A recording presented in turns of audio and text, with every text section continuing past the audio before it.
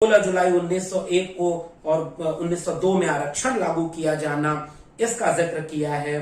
फिर उन्होंने कहा है आगे इस भूमिका में बाल गंगाधर तिलक का जिक्र किया है कि कैसे वो लोग इसका विरोध कर रहे थे, और उनका कोटेशन वो कह रहे हैं 15 मई 1881 को मराठा अखबार में वो लिख रहे हैं बाल गंगाधर तिलक कि our system of education a defect and cure.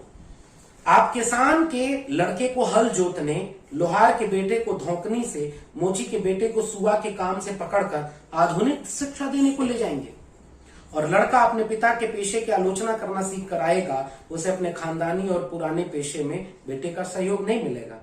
इसलिए वो कहते हैं कि शिक्षा से इन लोगों को दूर किया जाना चाहिए।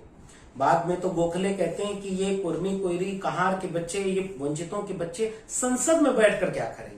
तो इसका एक जिक्र मिलता है कैसे ये पूरी लड़ाई है। इसलिए भूमिका आपको मंडल कमीशन की रिपोर्ट की पढ़नी चाहिए।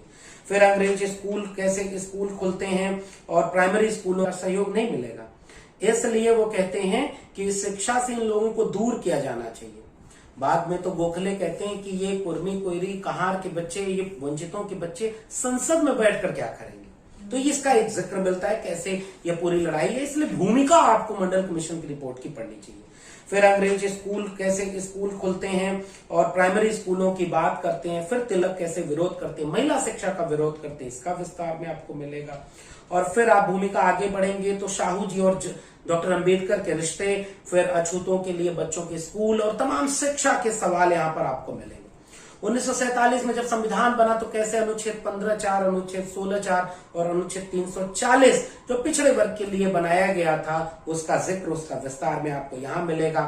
फिर पहला कमीशन जो काका कलेलकर कमीशन है भूमिका में, उसके बारे में विस्तार से बात मिलेगी।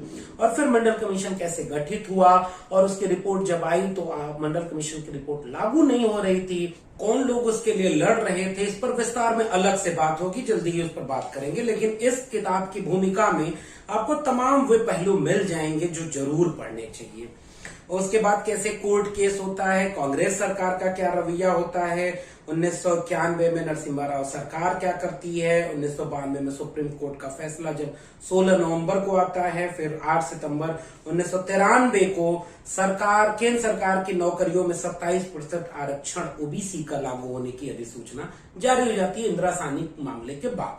तो ये विस्तार में एक परिचय मिलेगा जो हर ओबीसी घरों में लोगों को कम से कम जानना चाहिए, वो अपने बच्चों को बताएं कि ये इतिहास है।